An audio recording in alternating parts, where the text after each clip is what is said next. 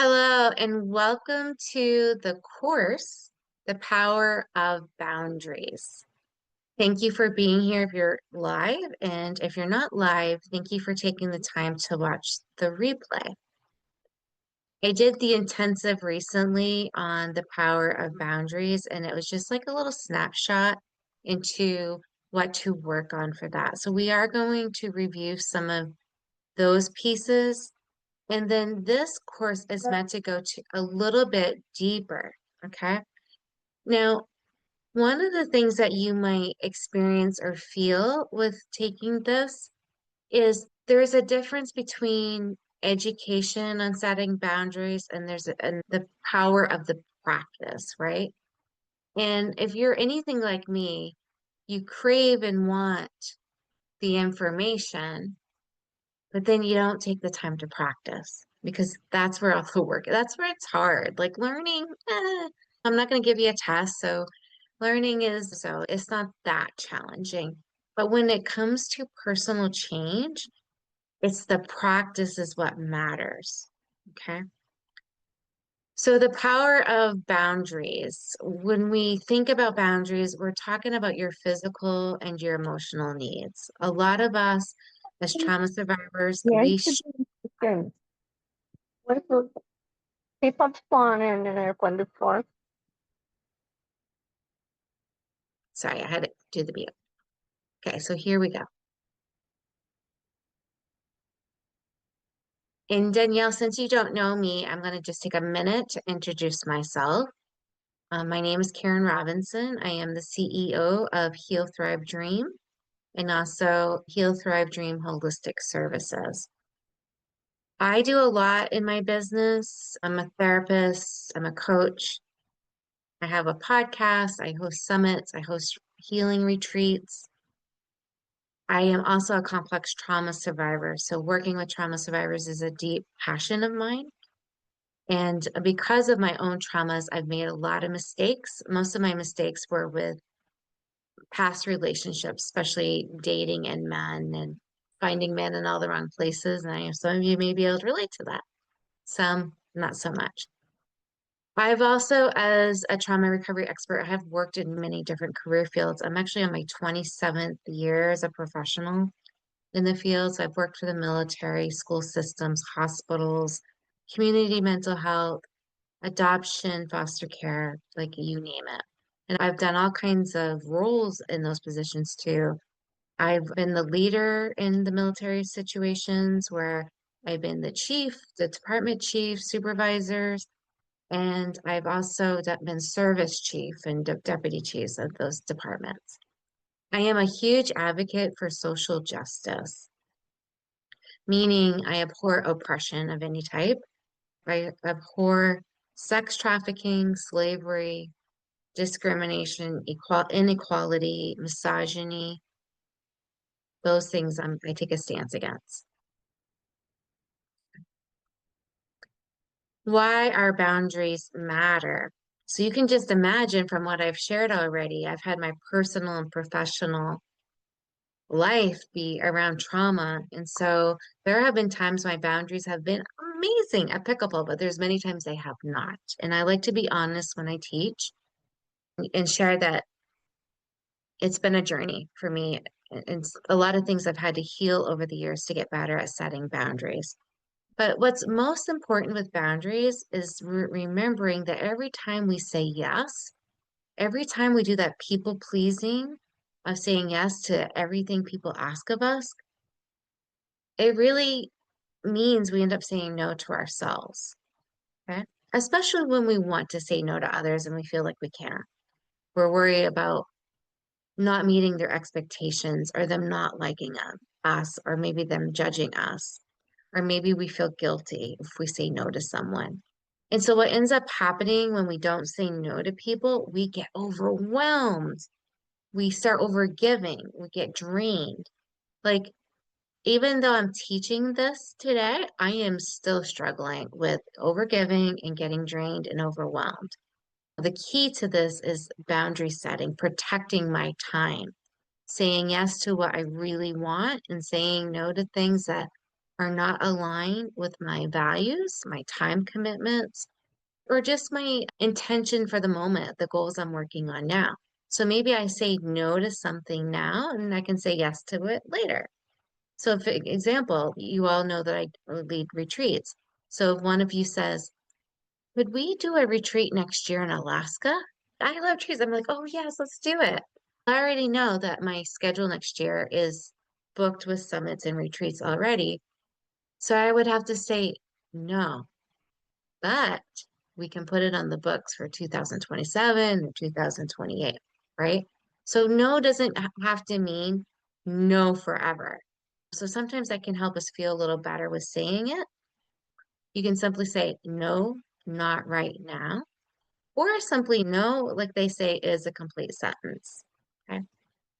One of the things that we have been raised to believe, especially if we served as pleasers in our family, we have this idea that setting a boundary is selfish.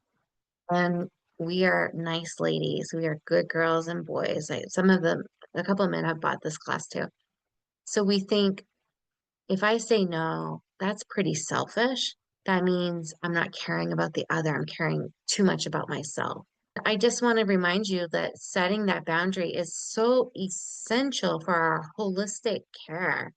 It is not selfish to want to take care of yourself because when you are filling your cup and taking excellent care of you, that puts you in a stronger position to take care of others later. Okay. And if you don't have that boundary, you're going to be depleted, drained, burnt out, overwhelmed, and then you're not going to help anybody. Also, when we don't set that boundary, we end up losing respect for ourselves. Self-respect is huge. You want to wake up in the morning and feel like, okay, I respect myself, and this is why. And whenever we don't honor the values and intentions, the goals that we set for ourselves, we start to feel kind of icky, right? Out of alignment for what we really want.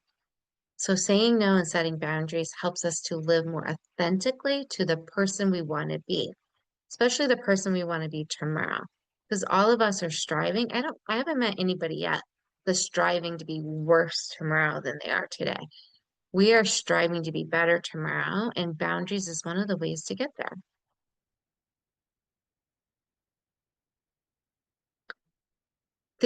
What happens if we have weak boundaries, how that sort of impacts us over time, and I've said some of this already. Burnout. I don't know how many of you are familiar with burnout, but it's like you're just so exhausted, you feel like you're walking in a fog, like everything's cloudy or fuzzy. It feels like you don't know if you're coming or going. You feel forgetful, the memory stops working, it's hard to concentrate or focus, and you just you want to sleep so badly, but when you get to bed, you can't sleep. You're just mentally, physically, spiritually exhausted. It's not a great feeling to have. It's basically we're overcommitting ourselves to the point of the brink of death, the brink of just shutting, our body will shut down. And this is how people can get some pretty serious medical condition. This is how people can get mono or an autoimmune disorder. In fact, working yourself or overgiving to the, because this could be caretaking too or people pleasing to a fault. These things can take over to the point where we just completely mentally and physically can't move on. We just decompensate. And when we lose track of that boundary setting, we end up feeling very anxious. And other words for anxious is worried, stressed out. End up getting fear filled. We kind of are fear filled.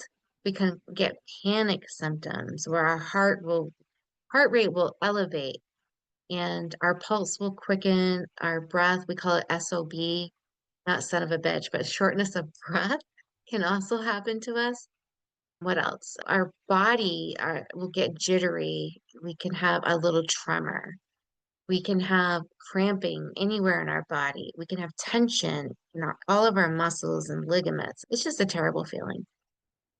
And so what's really awful about this is like when we get to burnout, then we're still worried about letting people down and disappointing others, despite the fact that we got to burnout or exhaustion because of that overgiving, right? Other problems with wearing down your boundaries is you start to lose your identity. You lose the essence of who you are and the essence of who you are meant to be. We lose that sense of self, that authentic self that we're striving to be. And then the other impact of having weak boundaries is we get really frustrated in our relationship. So we give and give, we paste a smile on our face, that mask, but deep down we're seething, we're resenting the people that we're serving, whether this is your clients or patients, this is your partner, your spouse, or your ex, your children. It could be even friendships. If you're overgiving, deep down you might be resenting that.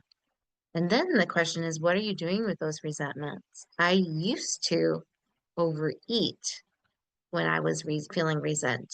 Like I would stuff those emotions down with food, right? Some people undereat with that. Some of us overspend, drink too much, drugs, alcohol, gambling, sex, pornography, anything can be used when we're trying to not feel because we're so resentment deep down. We're putting all kinds of blankets on it. And that could be food or shopping addiction. All these things happen, right? And it stems from just being so frustrated in the relationships we're in, especially when we're not honoring our boundaries. So now we're talking about what healthy boundaries would look like. Like, hopefully, I've given you a solid case on where we need boundaries. Because it's true, you could live your life without setting boundaries and just be feeling like a rag doll or dish rag. Question. Yes, ma'am. So, do you feel all those emotions just from not saying no?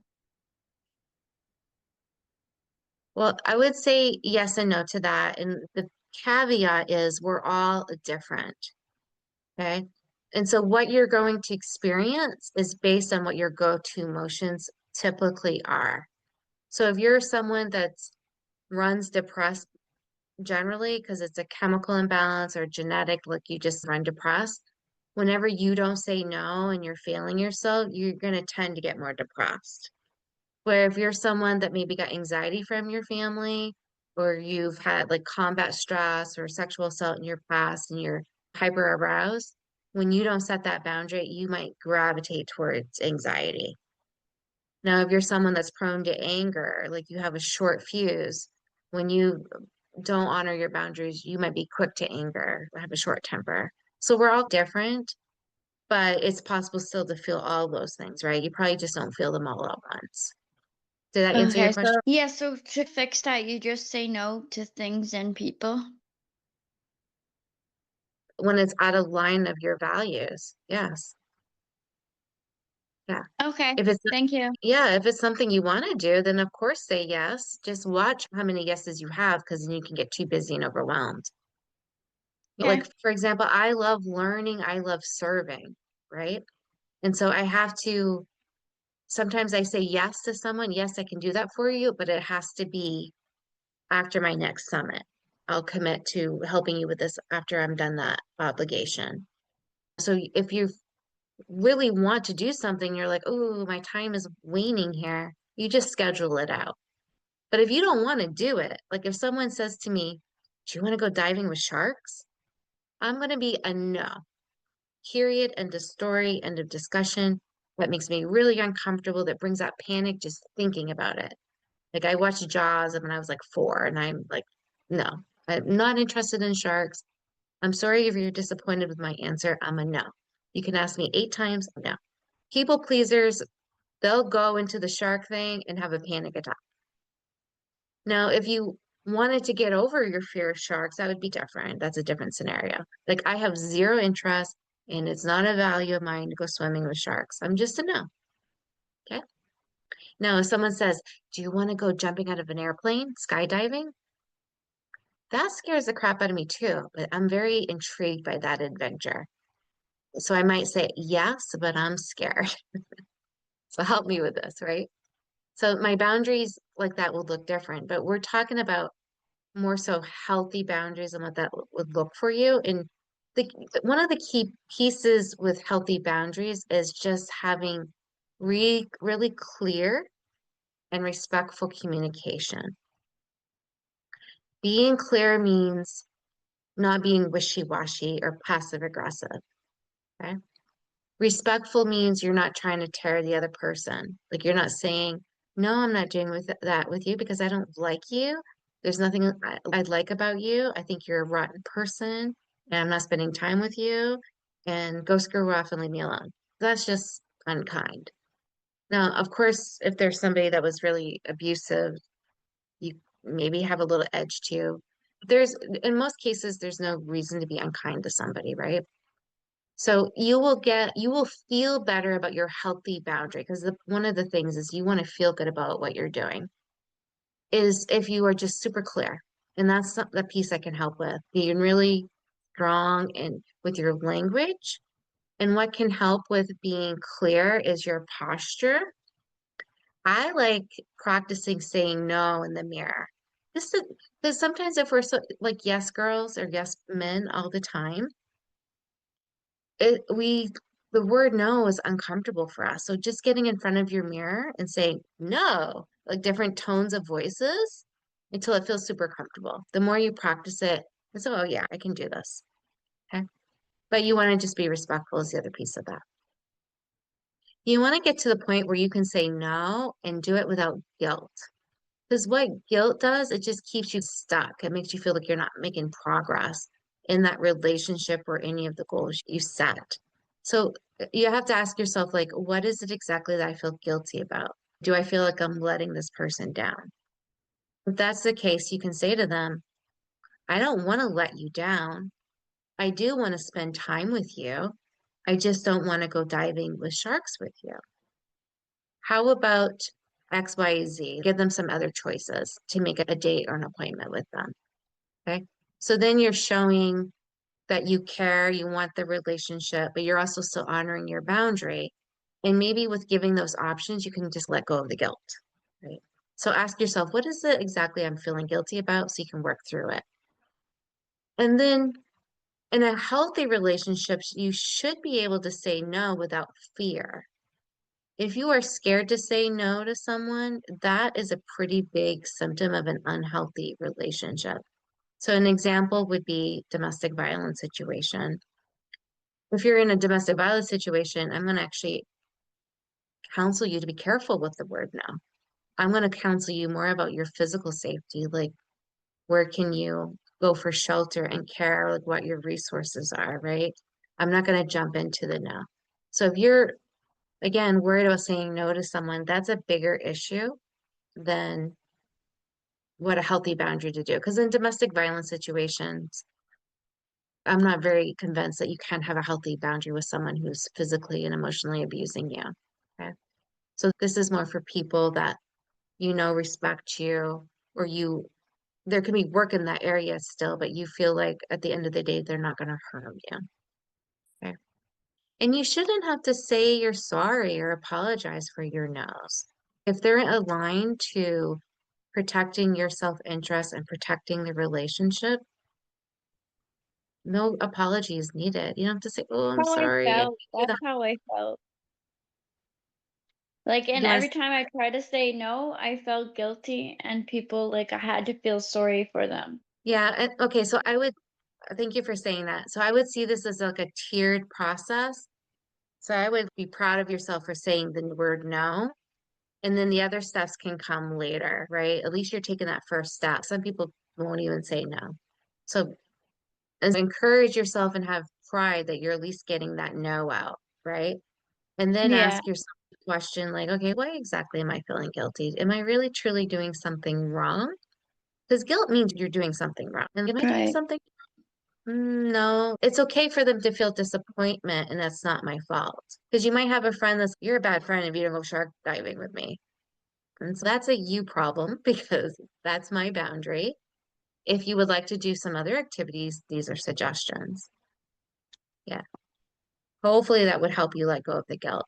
So see this as a tiered thing. If we were super good at all these steps, then you wouldn't need the class. And I probably wouldn't be teaching it. These things are hard. They take practice. saying no, learning how to let go. And this is a deeper class than the intensive I taught. I didn't talk about guilt in the intensive. I didn't talk about not feeling the need to apologize. I did talk about fear. I talked a little bit about domestic violence in that seminar. So be kind and compassionate with yourself. Like right after this class, I wouldn't expect, oh, boundaries perfectly and you have no more work to do. I was like, no, it's a practice. First, I practice saying no. Second, I get more confident with that. Third, I ask myself, okay, how much guilt am I holding on to and what can I do to release it?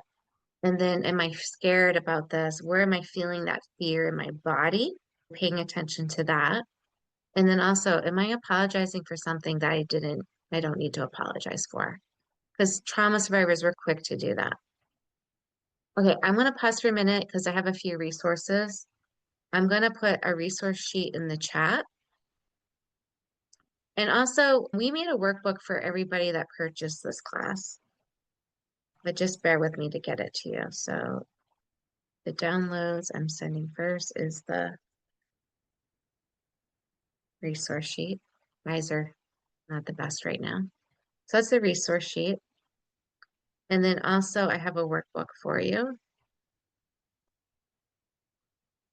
You should have received your workbook in your email, but I also have it here because sometimes with tech, things happened.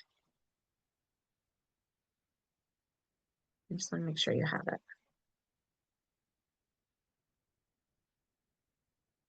Yeah, it looks like I have to download it again. I can't find it very quickly.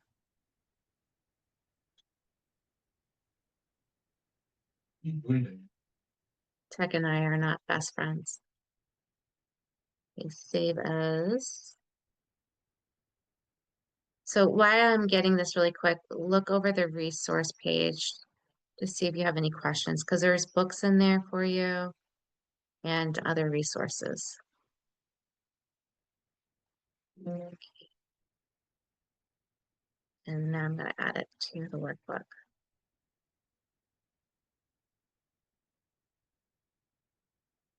Downloads.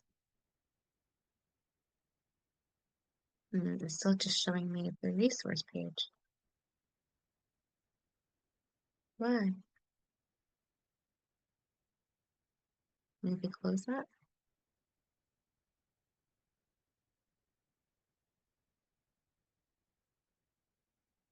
I would have better mental health if I didn't have so much tech to work through each day.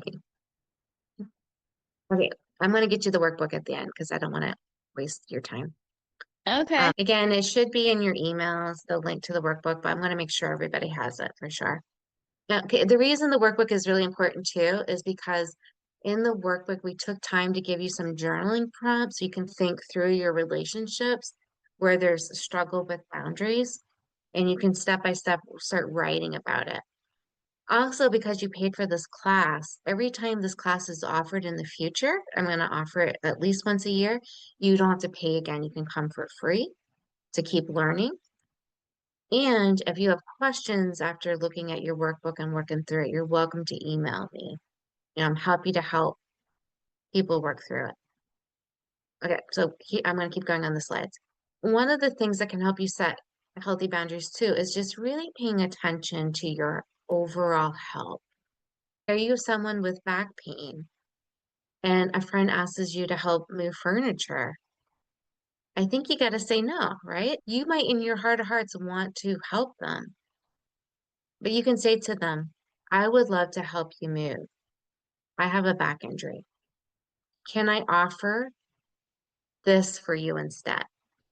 So maybe you offer to babysit their dog or take their dog on a small walk or their child. Maybe you volunteer to take their child to the park. So there's ways we can set boundaries, honoring our physical, mental, emotional needs, and be helpful to the people that we care about. I hope that makes sense. And so like physical, like when we have a physical injury, it's a little easier to imagine because we don't want to aggravate that. There are people that will help despite their injuries. They don't value themselves enough, or they're just so worried about saying no. Okay. An emotional need. I have to quickly think through a boundary.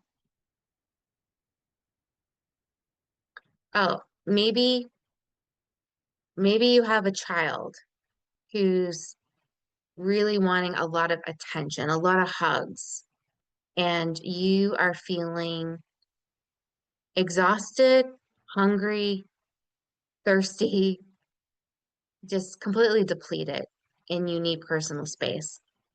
So it's saying to them something like, I see that you need my time and attention. I'm going to need 30 minutes to go to the bathroom, get a drink, get a snack, and then I'll check in with you. I need to take a moment to take care of myself, and then I'll be able to be with you. Okay, so that's honoring. I know I said some physical needs, but emotionally, you're just flooded, right?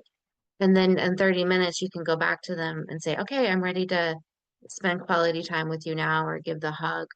Or you simply say, you know what, I'm not doing well. I need a little more time because I want to show up for you in a better way. We show up better for people when we take that time to really have that healthy boundary for our physical and emotional needs. Okay.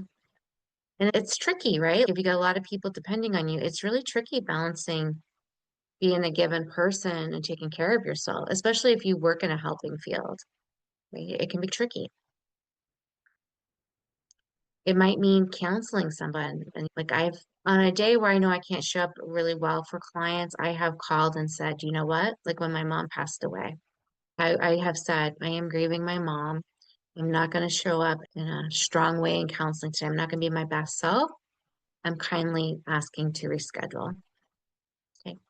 And when that happened, 9 out of 10 clients were very gracious and supportive and were happy to reschedule. One client was not kind in that moment. And I was angry. I still canceled the session because I had to take care of myself. I had that boundary. But she did not agree with it and was upset. And so I told her, I understand you're upset and I'm happy to see you at this date, this time. This is the best I can do right now for you. And then during that session, we talked that out.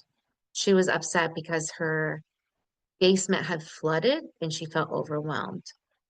And I told her that really stinks.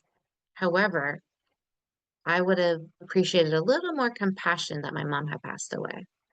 And she understood that. She could only see like her own stress and what was going on at that time. She couldn't see mine because for her, like I was a professional and always taking care of her in the past. Like anytime she was asked for an appointment, I was always there, always on call. So she thought maybe I didn't have any boundaries. So it was difficult for her to hear the word no. But we did talk through it and work through it because I was actually thinking, ooh, this person is not respecting me. Maybe we don't work together anymore, but I'm going to talk through it with her first. And it turned out that we are still working together today. But I'm glad I honored my boundary because I would have lost my self-respect for myself had I not done that. And again, it's just really important to balance that self-care.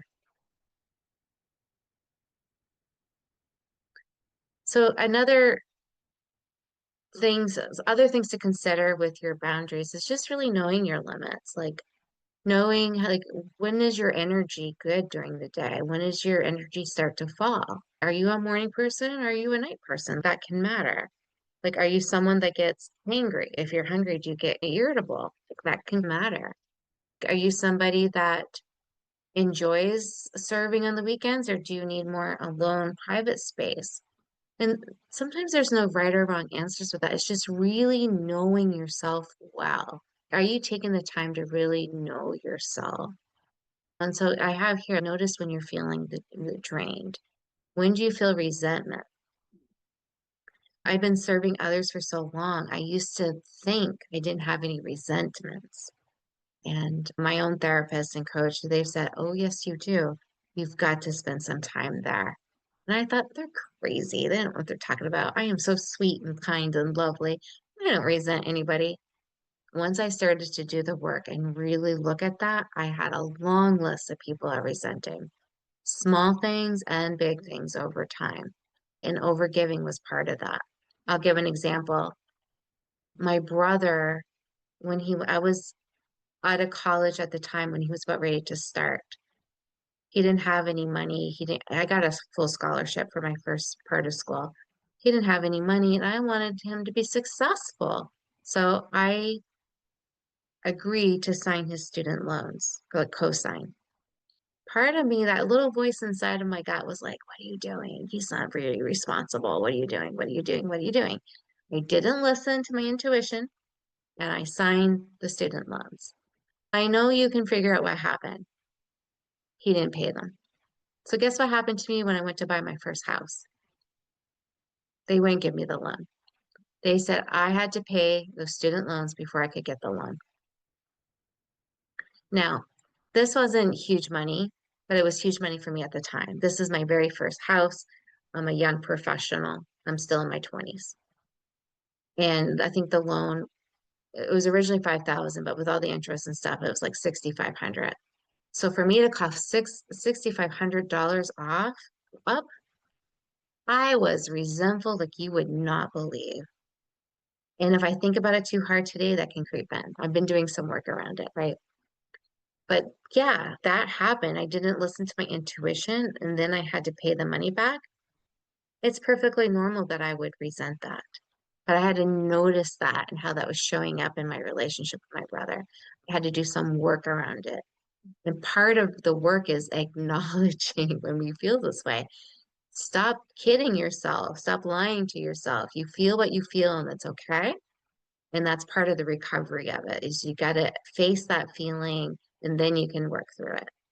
Okay? And then you do this by looking at the different areas of your life. Like where are you feeling drained or overgiving at work? Where are you not setting limits at work? And then with your family, your friendships, your romantic relationships, right? Look at the different areas of your life. Okay, what boundary needs to be strengthened here? And what are some ideas? Ask yourself, this is a very important question. What am I tolerating that feels uncomfortable? What am I tolerating that feels uncomfortable? Okay. And it could be just like subtle disrespect that someone's showing you. What are you tolerating? Okay. Overcoming people pleasing and fear. As survivors, rejection is really uncomfortable because if we were a child, if there was abuse or trauma in our childhood homes, fear, disappointing people could make we get hurt more. And that could be shunned, it could be physical abuse, it could be anything. And so there's real and true fear that happened because of that. And we carry that through our adult lives. And in fact, any need we did not get met as a child in our adult relationships, we're working to try to solve that. And it's very subconscious. We're not always aware of that.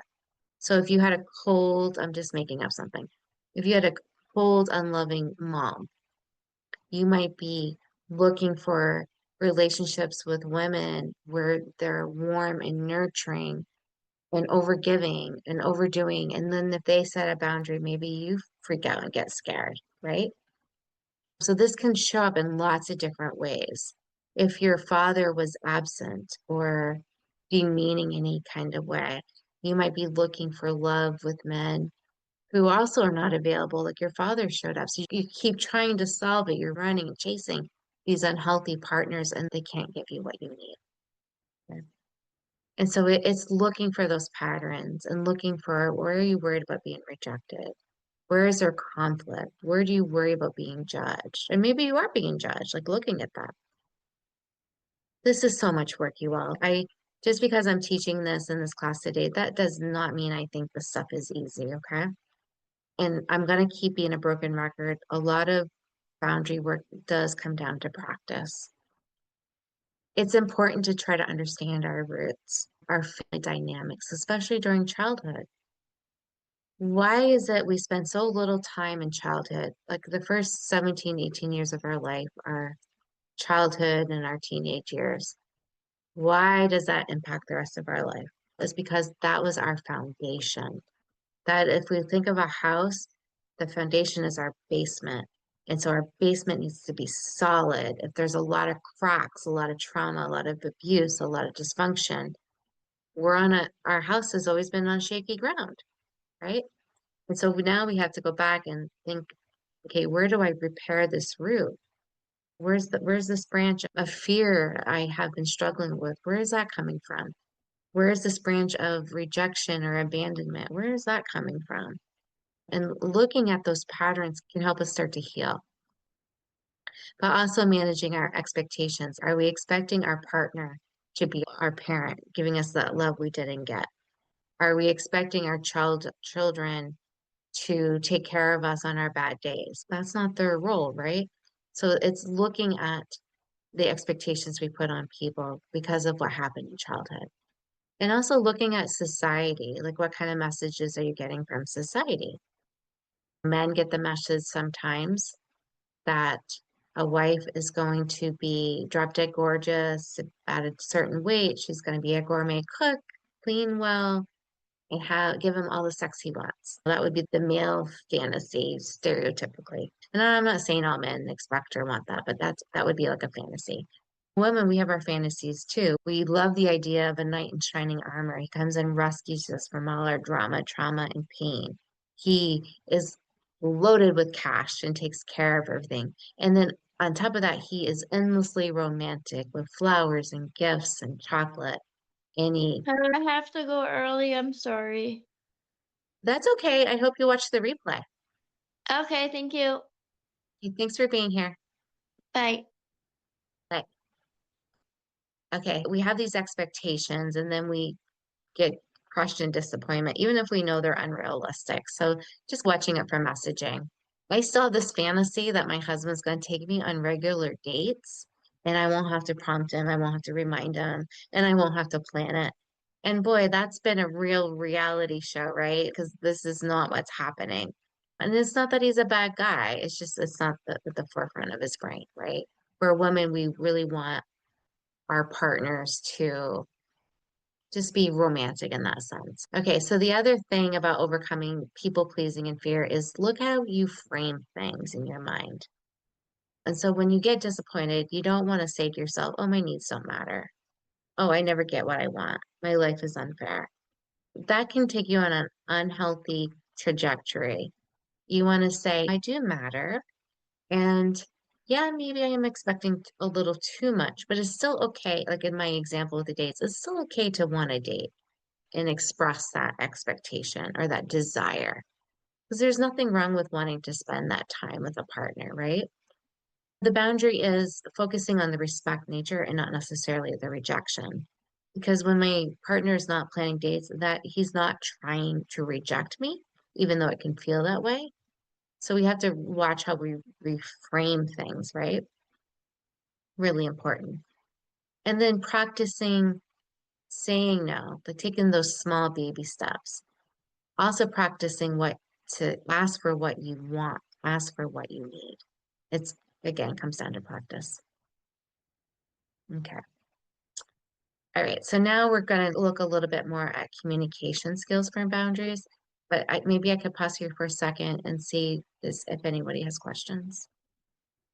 Janet or Christy, do either of you have any questions at this point? And how was this so far? Do you have any feedback for me? And just thinking about all the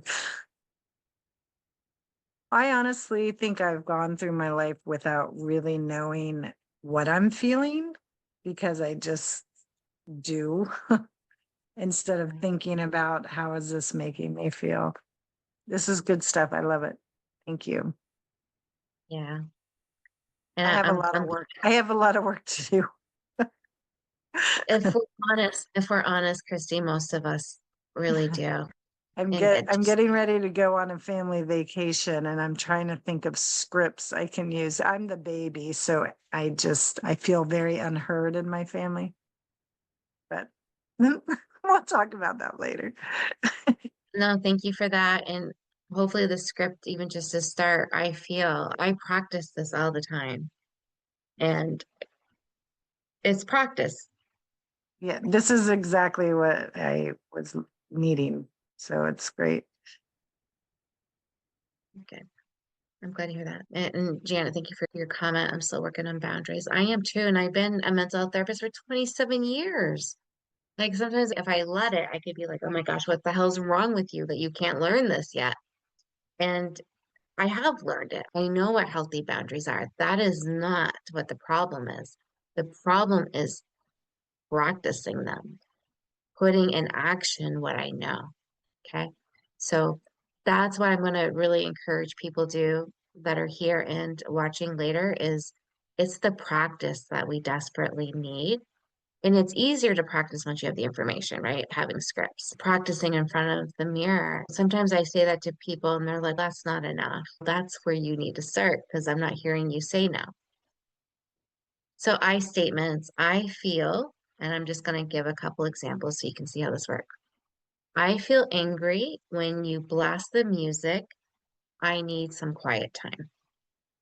I feel rejected when you don't plan dates. I need to feel close to you. I feel disrespected when you ignore me. I need to be heard. Okay. I did that really easily, I know. But again, it's because I teach this with clients a lot. So it's easier for me. But just think, forget that sentence should be in your workbooks. Just write that over and over. Just practice. You know yourself best. What feelings come up for you a lot. But the importance of I statements, you're taking away the other person's thunder. You're taking away their defensiveness. Because what tends to happen is you're an asshole because you ignored me and you never do anything with me. So what happens with the other person? Are they going to want to hear you, take you out? No, they just shut down. They ignore you or they yell back. And I'm not judging that's what you said. But it's very reactionary and you're not going to get your needs not met when you're reactionary. Okay. Sometimes when we want a change in the other, especially romantic relationships, we've got to actually all relationships, we've really got to model what we want. And then slowly but surely, if the relationship is healthy, that person's going to want to model what you've been demonstrating. They're going to want to step up, not overnight. And if they don't, then it goes back to, is this really a healthy relationship? Yeah, learning to practice that word no to refuse.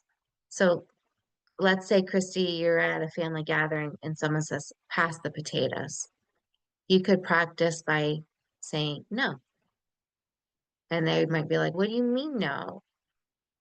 And you can say, oh, I'm just practicing the word. Here you go. Like you can make a joke out of it.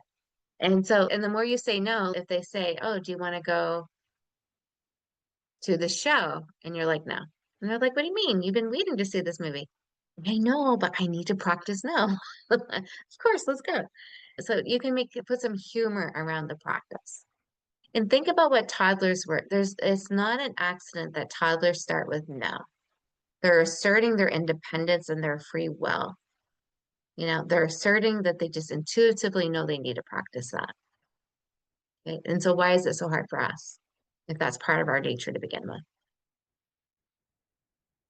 And it's okay to have some non-negotiable boundaries and some negotiable boundaries. So a negotiable boundary would be, let's say at the movie theater, there's a Marvel movie on.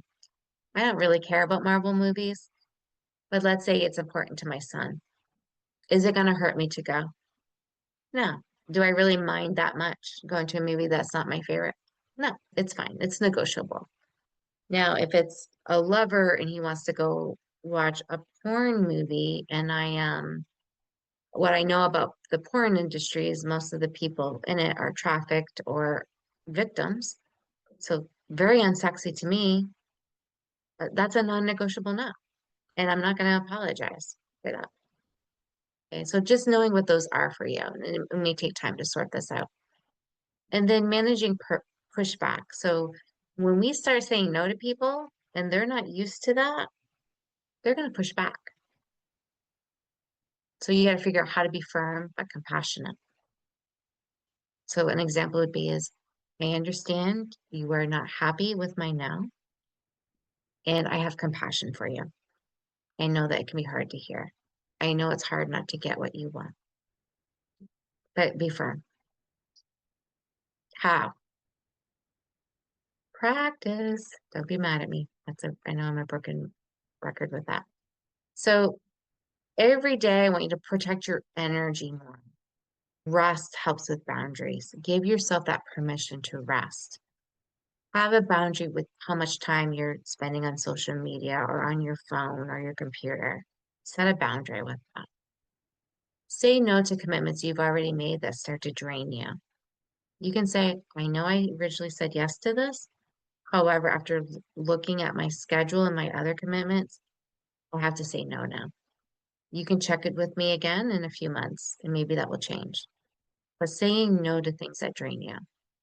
And then prioritizing what aligns with your values and well-being. I can't see the top of my slide here. Hang on a second. Oh, integrating boundaries for lasting balance. And yeah, I can't. The word practice with boundaries, it annoys people because we want things to be easy. And I don't know about you, but I would just love to hire someone that would do everything hard for me. And Janet, you don't know this, but Christy's a health coach and she told me to get this heart monitor. I can't get the damn thing to work. Could she just come over, please, tomorrow? Like nothing else she's doing is important. Just set it up. Yeah. I would just love to hire somebody that would just come and take care of all my little things I don't have patience for. But in life, that can't always happen. Yeah, I'm going to see her in a few weeks for an event, and maybe she can do it then if I haven't figured it out by then. But the point is, some things people cannot do for us, and practicing our boundaries is one of those examples. Like when I see her, she can't say, yeah, I need to set this boundary with my adult daughter. Can you do that for me?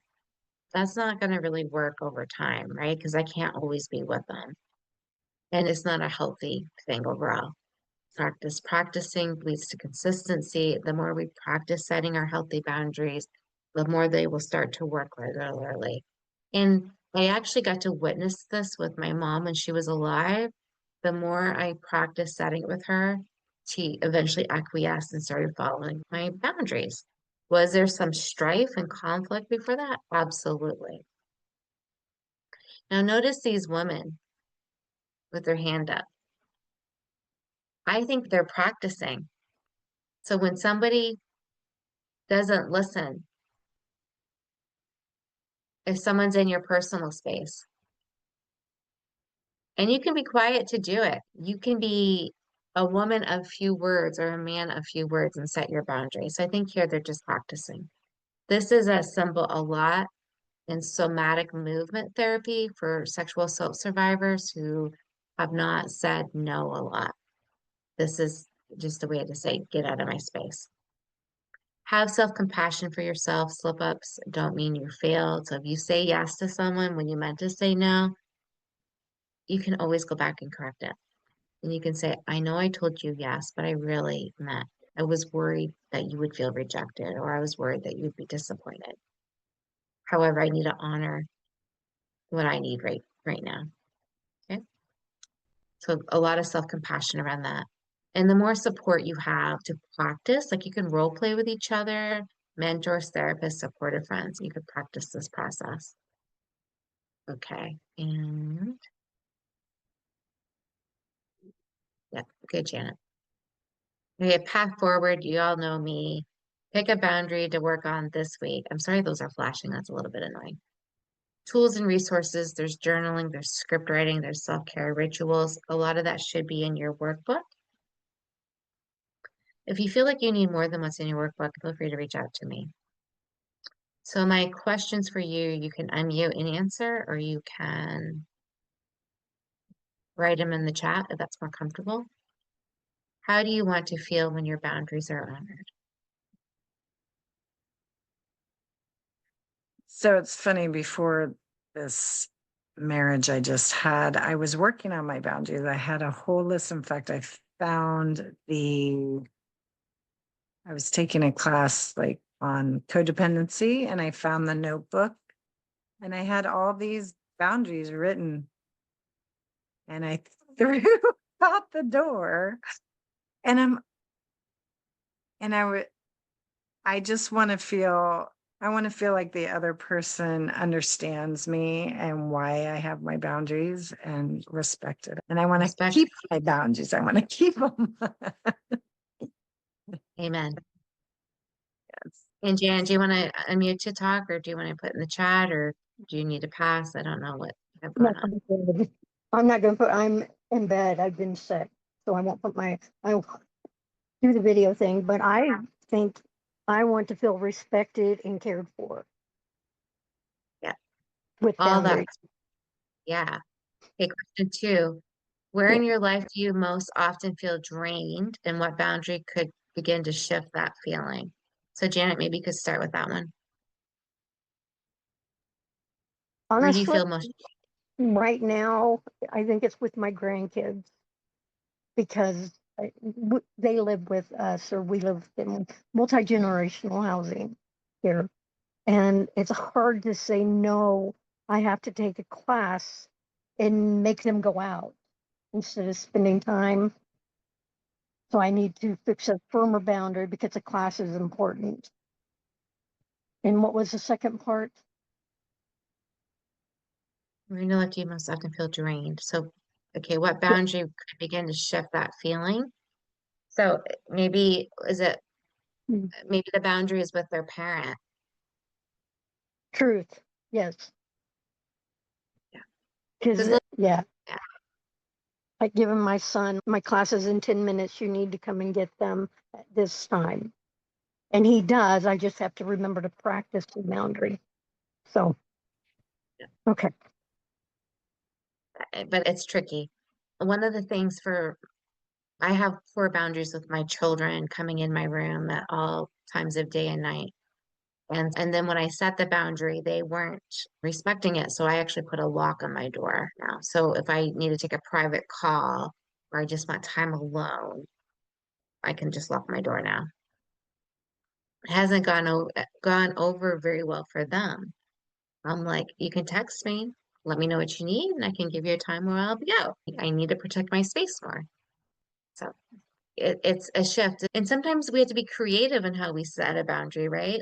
They didn't expect me to get the lock on the door fixed. It was a rude awakening. But I'm really proud of myself for that. I got a handyman on TaskRabbit, and I'm like, come fix the locks. I had 2 or 3 locked doors that wouldn't lock or wouldn't work. So $60 later, all my locks work. I was proud. Christy, That what was, about you?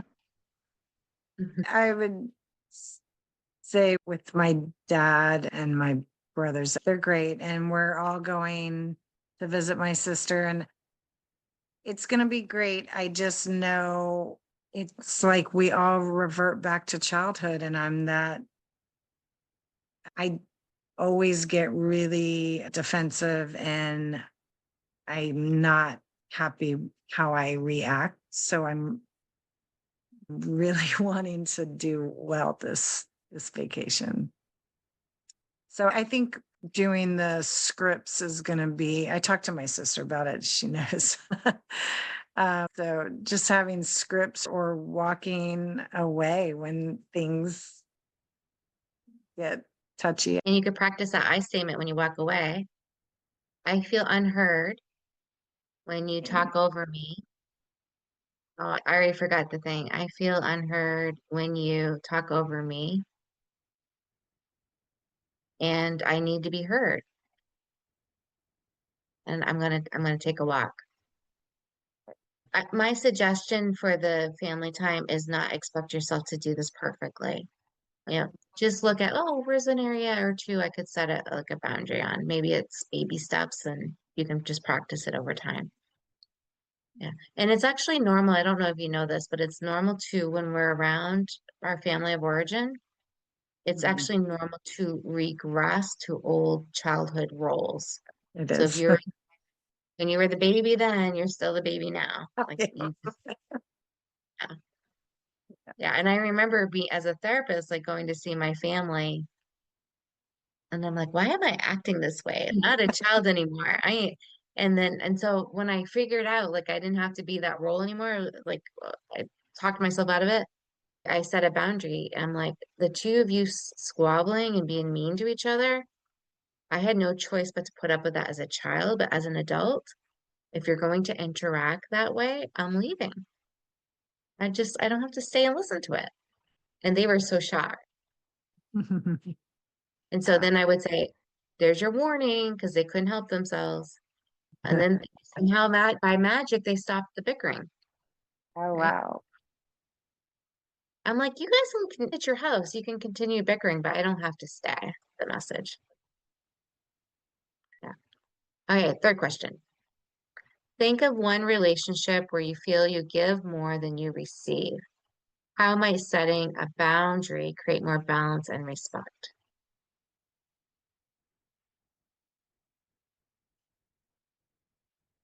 And I think neither of you with, can. I with have, my, oh, go go ahead. ahead. Go ahead, hon. Janet, you go. You both are being too polite. Yeah, that people pleasing thing we have. Yeah. I have a question. I have a boundary that I want to help my husband with the bills. So how do you, because we're partners, so we should both do it. How do you go about doing something like that? Or is that even a boundary? Yeah, I'm not quite sure if it's a boundary. Does he not want your help? He says so, but then he does it all on his own. I used to do it all on my own, so I don't want him to do it all on his own because it's not fair. I don't, Mhm. in my opinion, I don't. So I guess I should just tell him I don't feel that you're being fair by doing it all by yourself. I didn't. That kind of boundary, if that is a boundary. I'm not sure if it's a boundary. It could be, but it's definitely a conversation. So I would use Yeah. the I statements. I feel left out, or Yeah. I feel disrespected, or I feel like I'm not contributing or being helpful. I would say a conversation. Okay. Uh,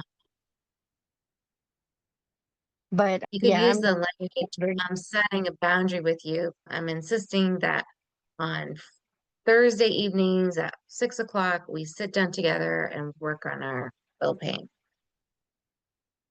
You could try that boundary. okay. I don't know your husband, so it's tricky. I Yeah. would start with a conversation and then go from there. Yeah. But that Does was that the help? only thing I could think of for a boundary right now. Or yeah, What about your kids? Do you feel like you give to them more than you receive from them? I don't know. I did, but I've cut back way back on that, and I'm pretty good with my boundaries, especially with my middle child. Our oldest, we don't see very often, but I could set a boundary with her that if she cannot just call and ask for money and then not call us for 3 months, you need to have communication with us the whole time, not just when you need something. Yeah. And I think the I statement script with that would work well Yeah, too. yeah. Yeah. So I feel used. Just I won't use the word, okay, with her, but I feel used when you do that because you're just contacting us when you need something. yeah, And we but want make sure you to, follow the formula, otherwise she's gonna feel attacked, right? oh, yeah, yeah, I will. Thank you.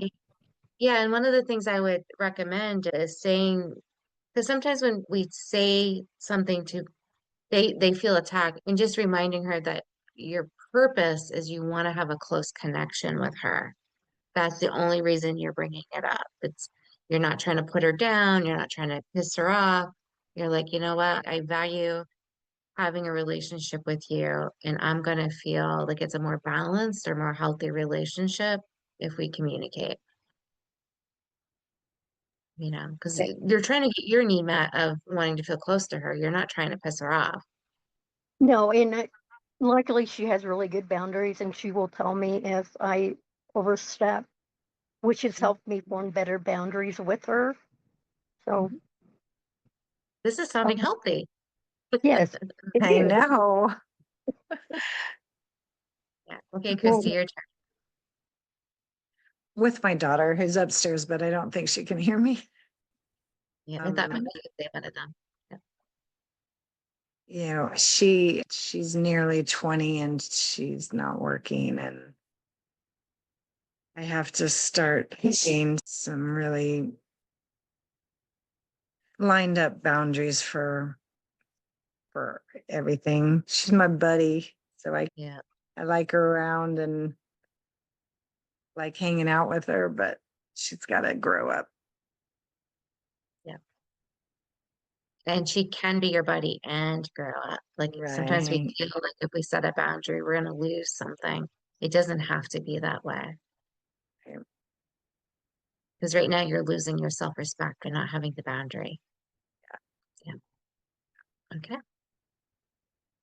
And these questions will be in your workbook. Please spend more time thinking and I know the two of you know about this summit already, but people watching the replay, I have an event that's free for anyone interested. It's called Finding Energy After the Toxic Impact of Trauma Summit.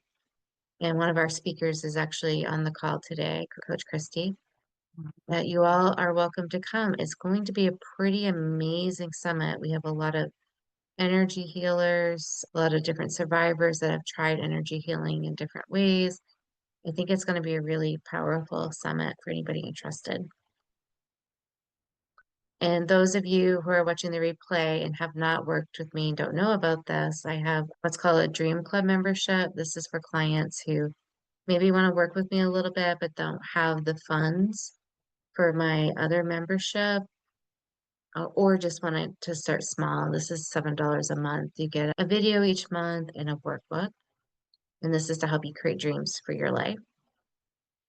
And those of you watching that want more recovery time, and when you're a member of my community, you get all my courses. So this course that you paid for tonight, you would get it part of your membership. If you're paying the full rate of 97, after 6 months, you get a free VIP day where we could take one complex problem you're having and work through it up to 5 hours. Traditional therapy is 50 minutes and it's hard to make big gains on really huge problems.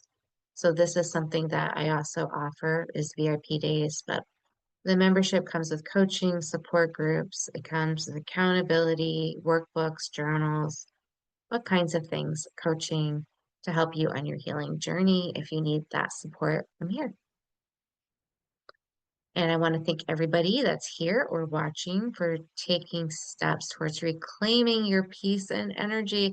I love this girl's face. I love her freckles. Boundaries are bridges to healthier relationships, starting with yourself. The most important relationship we have is with ourselves. So if you feel like you're not honoring your boundaries, you're probably struggling with your relationship with yourself and not respecting yourself. So please work on that. I want you to feel really proud of the progress and steps you're making. All right, I think that's it. I'm Thank you happy. so much. You're welcome. And I'm happy to take any questions and spend extra time with either or both of you. I didn't realize it was so dark in my background. I should have had my little, what is it called? Spotlight, little light on. But anyway, It looks cool, actually. I look like a ghost. Thank you. Thank I think I'm good for right now. That's a lot to think about and work on right now. Good stuff, though. I went a little deeper than what you're used to. Oh, yeah. Yeah. I haven't worked on my boundaries in a long time. So it's Yeah, time to start practicing. I just want to make sure you got value. I There was a definitely got. there was a complaint during the intensive that someone said I didn't go deep enough in the intensive, right? There's limited time, right? Yeah. But Yeah. they also didn't buy the course. Right. I think she was wanting you to go into social injustice and boundaries that way, rather than Yeah, personal, was my take on it. Just I saying. agree. So I Right. thought they And were I would have, cool. So thank you, Janet. And I would have loved to have done that with her, but that just wasn't the time and place. Yeah. Yeah. All right. Janet, did you get value out of tonight? Did it go a little deeper for you? yeah, it did. It reminded me of a few things too that I needed to I feel and things I need to practice. I've gotten good at saying no. So Just the I feel. No. Yeah, and just saying no is the first step. Once you get that step down, that to me was a hard step. I had to get in the mirror. No, The other thing I do, and it's so annoying, I apologize all the time. Yes, I do too. Ah, it's a symptom. It's a symptom. A lot of us do it. yeah. Try to So, catch yourself. lots to work on. If you do Thank you. something wrong, if you do something wrong and make a mistake, yes, go ahead and apology. But if you're ask yourself first, did I really do something wrong? I need to slow down and think before I speak. All right, Karen, thank you. Thank you And too. I'll see you Saturday. Is it this Saturday? It is. Oh my gosh. So Yeah, Janet, I'm sorry. we'll talk about like logistics. No, it's Brene Brown. Yeah, I didn't know it was this week either, though. It Right? snuck up on me. Isn't it? I don't think so. Yeah, I think it is. Oh, it is. Oh my gosh. Well, it's October. Janet, Coach Christie lives pretty close to me, and so we're going to events in DC. Just know if you were local, you would also be invited. Okay, that was cool. Yeah, we're gonna go see Brene Brown Oh, on yeah. Friday, on Saturday, and then on Sunday we're gonna go see Eckhart Tolle. Awesome. That is so Right? awesome. Yes. Oh my gosh, it's coming up so fast. I know. Oh, I should stop the recording. Like other people probably don't want to hear about this. Okay, good night, everybody that All showed up right. to watch the replay or live. I'm gonna stop the recording.